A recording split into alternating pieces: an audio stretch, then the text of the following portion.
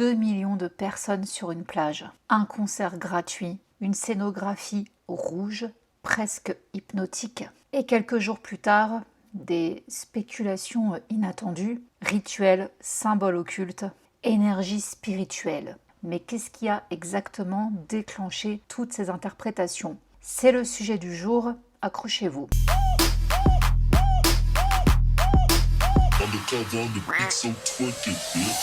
Bonjour, bonsoir tout le monde, je suis ravie de vous retrouver aujourd'hui pour un sujet bouillant, un sujet touchy comme je les aime. C'est pas souvent que je vous fais des vidéos comme ça, mais oui, sachez que ce sont mes préférés. J'adore aller chercher dans les symboles.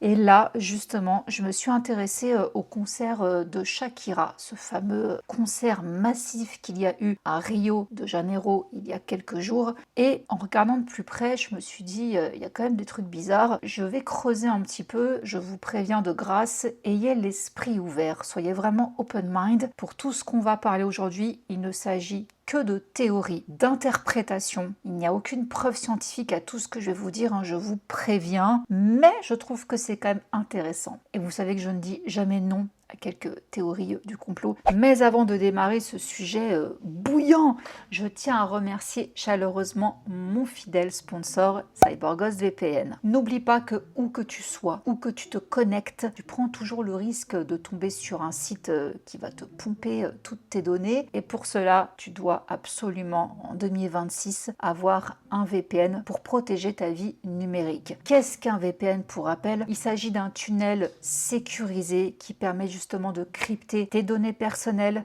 également de masquer ton adresse IP, donc tu te retrouves invisible aux yeux de tous les pirates et sites malveillants. Donc tes coordonnées bancaires, tes mots de passe, tout est gardé. CyberGhost lui-même n'a pas accès à tes infos. Protège-toi, protège ta connexion, protège tes données. Autre chose également non négligeable, c'est qu'avec un VPN, tu peux avoir accès à du contenu géo-restreint. C'est-à-dire que du fin fond de ton canapé, qui soit situé à Paris, en Franche-Comté ou en Picardie, peu importe, tu peux faire comme si tu te trouvais à New York, à Séoul ou au pôle Nord. Est-ce qu'il y a la connexion au pôle Nord? Oui, je pense, je sais pas. Bref, et avoir accès du coup au catalogue de ces pays. Pour cela, rien de plus simple, en quelques clics, c'est fait. Tu as juste à choisir la ville, le pays de ton choix, tu t'y connectes et là, bingo, tu peux avoir le Netflix, le Disney+, bref, plus de 40 plateformes débloquées en fonction de là où tu t'es connecté. Et si tu es majeur et vacciné, sache que grâce à cette petite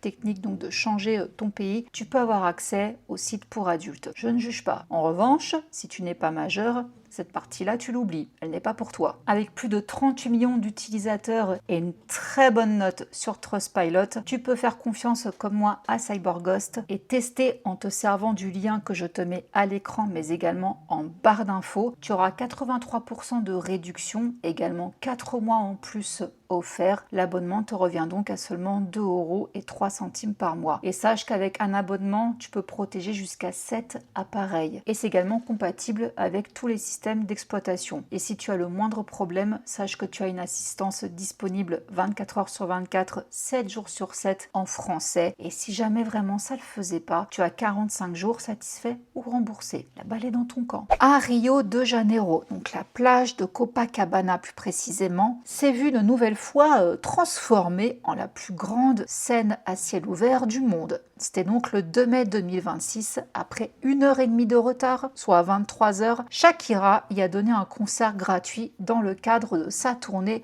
Las Mujeres Ya No Lloran, les femmes ne pleurent pas. Petite ref à sa chanson sur Gérard Piqué. Donc quand Shakira monte finalement sur scène, Copacabana est déjà saturé, c'était noir de monde. Il y avait des écrans géants, des drones, des dispositifs lumineux qui ont transformé le littoral en espace scénique total. C'était vraiment un truc impressionnant. Et dès les premières estimations, les chiffres ils ont donné le vertige, hein. Près de 2 millions de personnes réunies. Voilà. L'événement a été immédiatement salué par les autorités. Le maire de Rio n'a pas hésité à saluer publiquement le concert. Il dit la Louve a marqué l'histoire de Rio. Ça, c'est une référence au titre de Shakira qui était sorti en 2009. Donc un message qui montre à quel point cet événement dépasse le simple cadre musical. C'est un événement politique et c'est très symbolique pour la ville. Et autre chose aussi qui était important dans toute cette organisation, c'est qu'au-delà du spectacle, ce type de concert illustre aussi l'influence grandissante des artistes latino-américaines sur la scène mondiale. Shakira, par exemple, est particulièrement célébrée au Brésil et c'est aussi parce qu'elle incarne justement pour beaucoup une voix majeure de l'Amérique latine, qui est capable donc de fédérer au-delà des frontières musicales. Donc très important, hein, les artistes latinos. D'ailleurs, je ne peux pas m'empêcher de me dire qu'il y a une espèce de rivalité entre guillemets hein, entre justement la K-pop, la West Coast, East Coast quoi. Je sais pas, moi j'ai vu comme une espèce de petite guéguerre Asie contre Amérique latine et nous on est au milieu et on a les deux influences. Bref, c'était juste ma petite interprétation sur le moment qui m'a un peu fait rigoler. C'est peut-être juste moi qui suis partie encore une fois trop loin. Donc ce qu'il faut noter, c'est que ce genre de concert-là, ça a un impact économique énorme, surtout à Rio, parce que ça attire le tourisme, les hôtels ils sont saturés, la restauration pareil, ça offre une visibilité internationale. D'ailleurs, les autorités ont estimé les retombées à 155 millions de dollars. Il y a le carnaval de Rio qui attire déjà beaucoup de touristes, mais en plus maintenant ces nouveaux événements-là à Copacabana, c'est bon pour l'économie de Rio, vous l'aurez compris. Mais forcément, pour un événement d'une telle ampleur, il faut une logistique gigantesque, c'est-à-dire une sécurité renforcée, une circulation entièrement repensée, un dispositif de surveillance massif et une coordination urbaine exceptionnelle, quoi. En plus, à Rio, ils conduisent comme des fous. Donc voilà, là, il faut que tout soit cadré, quoi. Mais malgré cette organisation, il y a quand même en coulisses un tragique accident qui a eu lieu. Lors du montage de la scène, un technicien a perdu la vie. On en a vite fait parler, mais franchement, je trouve pas tant que ça. On s'est dit, mince, est-ce que du coup le concert aura quand même lieu? Oui. Vous vous doutez bien que oui, donc il a quand même eu lieu le concert. Et là justement, il y a beaucoup de visuels, beaucoup d'éléments qui ne sont pas passés inaperçus aux yeux de certains observateurs religieux et spirituels, hein, car un rassemblement aussi massif, ça n'est jamais quelque chose de neutre. Alors déjà, on va faire vite fait un petit recap de la vie de Shakira. Pour rappel, elle est née à Barranquilla en Colombie. Elle a grandi dans un environnement à la fois très religieux et culturellement métissé. Elle a été éduquée dans une école catholique tenue par des religieuses, donc elle a reçu une éducation chrétienne stricte durant son enfance, mais du côté de son père d'origine libanaise.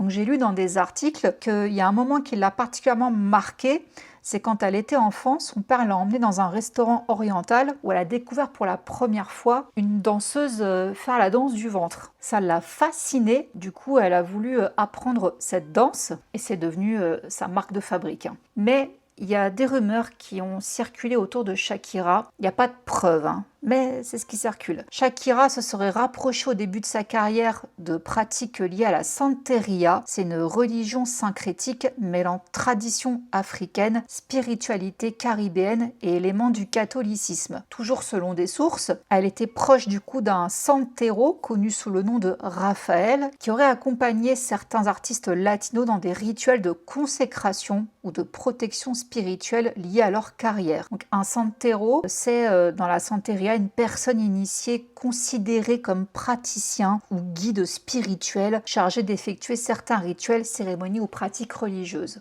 Ok ?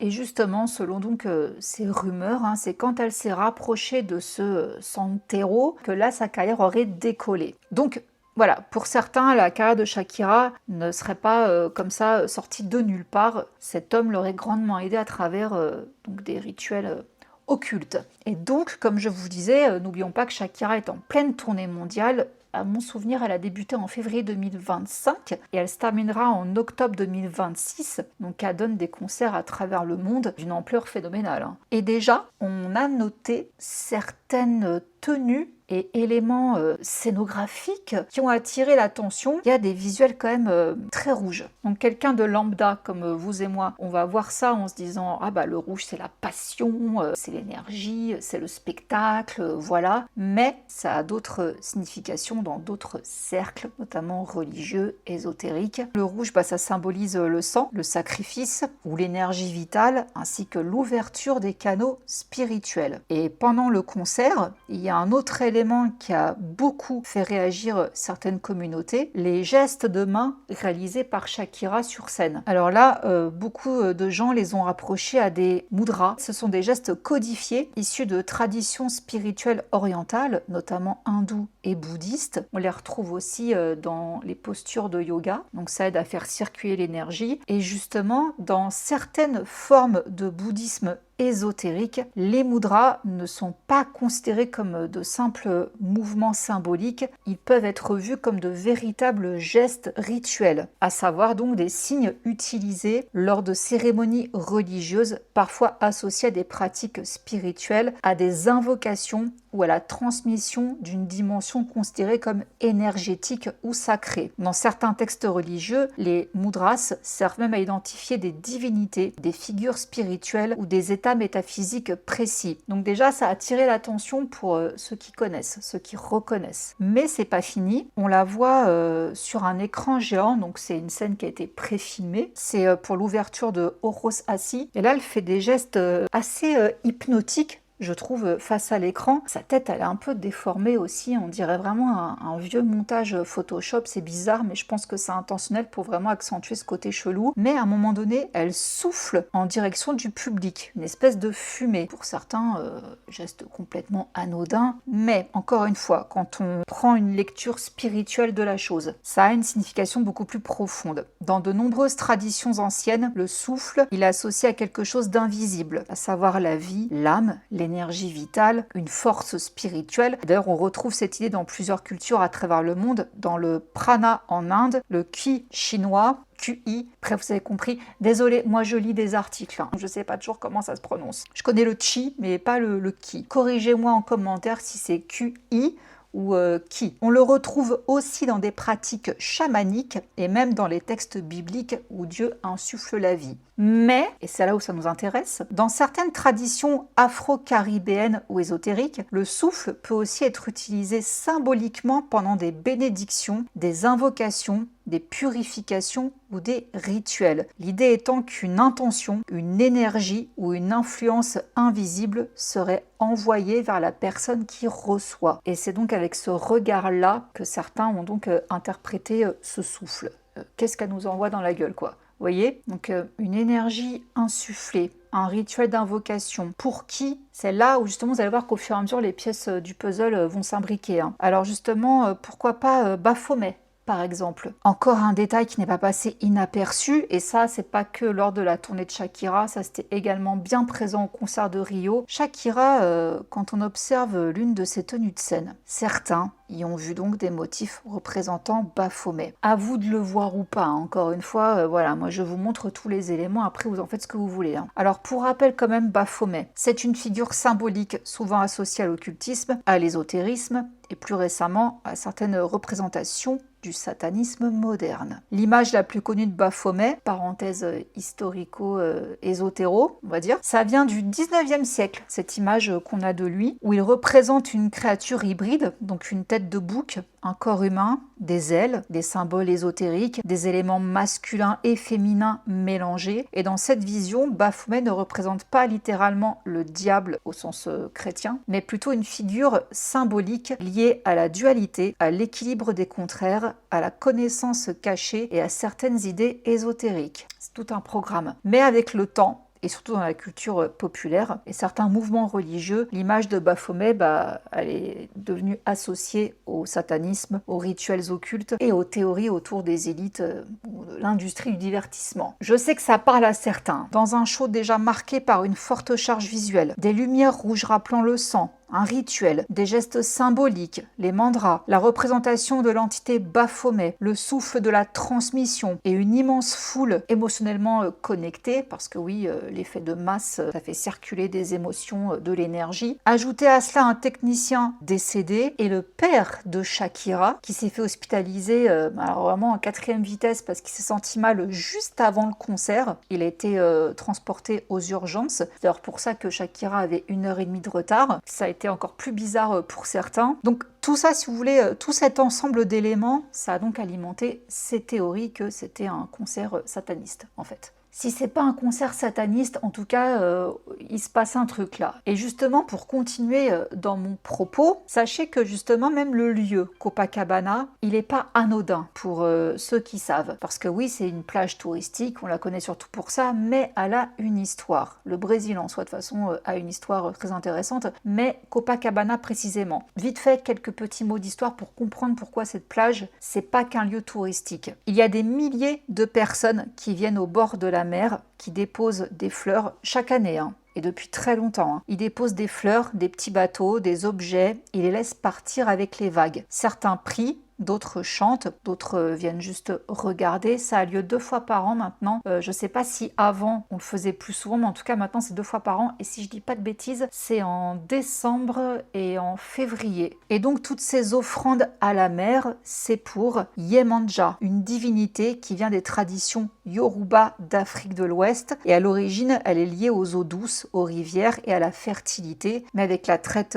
esclavagiste, les croyances ont donc traversé l'Atlantique et elles se sont transformées au Brésil. Pourquoi? Colonie, le Brésil, je vous apprends rien. Il y avait une dominance catholique. Du coup, les religions africaines, elles étaient interdites ou marginalisées. Du coup, elles ont dû se réorganiser pour survivre. Du coup, les divinités africaines ont été associées à des saints catholiques. Et Yemanja, par exemple, a été rapproché de la Vierge Marie, ce qui a donc permis à son culte de continuer sous une forme cachée. Et elle est devenue peu à peu une figure centrale des religions africo-brésiliennes. Et elle n'est plus seulement liée aux rivières, mais elle est devenue la grande mère de la mer, M-E-R, une force protectrice associée à la maternité, à la vie et aux émotions humaines. Ça a évolué, ce qui était à l'origine un ensemble de pratiques religieuses locales, puis un rituel populaire autour de Yemanja est devenu progressivement un événement massif, structuré, spectaculaire, etc. Donc, vous l'aurez compris, en résumé, Copacabana, c'est quand même un lieu qui est chargé spirituellement et c'est également donc devenu au fil du temps un lieu de rassemblement. Et c'est là où il y a encore un élément qu'il faut évoquer, c'est ce qu'on appelle les portails énergétiques. Ça revient encore une fois dans les milieux ésotériques et spirituels. Restons toujours dans cette lignée, encore une fois, gardons l'esprit ouvert. On parlerait de portail comme ouverture à l'influence spirituelle. Il rendrait les individus plus réceptifs à des influences extérieures, qu'elles soient perçues comme symboliques, spirituelles ou invisibles. Autrement dit, ce type de moment créerait un espace d'ouverture où les émotions circulent intensément et où les personnes seraient davantage influencées par l'environnement. C'est le premier type de portail. Ensuite, on parle aussi de portail comme canal vers des entités. Un canal où l'énergie de la foule, l'énergie émotionnelle de la foule pourrait être captée, dirigée ou adressée à des forces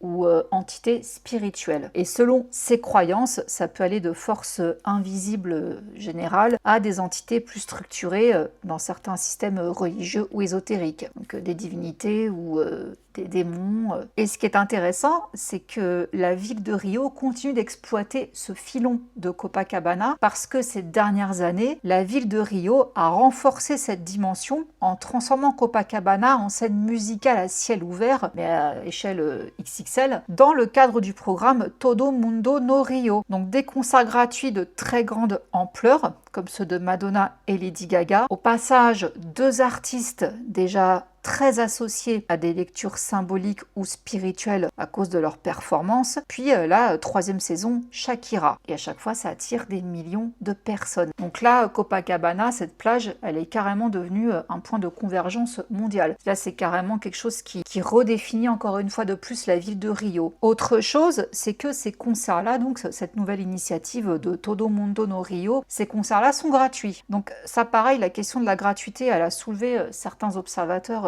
sur Internet et dans les réseaux occultes et encore une fois également spirituels. Officiellement, cette gratuité, elle sert l'accessibilité, le tourisme, le rayonnement donc de Rio à l'international, mais d'autres voient cette gratuité comme justement une manière de rendre possible des rassemblements d'une ampleur exceptionnelle, difficile à reproduire ailleurs. Donc si vous voulez, c'est là où la question se pose même pour des pasteurs brésiliens. J'ai vu justement un pasteur réagir énormément à ses concerts en disant que c'était pas, si vous voulez, anodin, que c'était même limite effrayant, et il incitait les croyants et même les non-croyants hein, à faire attention à ce qu'on regarde, à ce qu'on consomme, parce que justement le fait qu'il y ait un rassemblement aussi massif sur la plage de Copacabana, qui est chargé historiquement et spirituellement, avec des artistes qui aiment jouer avec les codes, les symboles occultes, tout ça, il se passe quelque chose en fait. Pour les religieux, c'est pas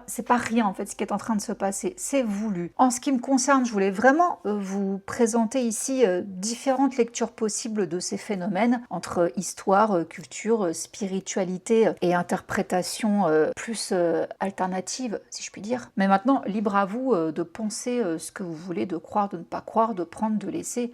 Voilà, j'espère en tout cas que ça vous aura donné matière à réflexion. Mon avis sur la question, je vais quand même vous le donner. Personnellement, moi je ne suis pas fermée. Hein. Voilà, il y a plein de choses.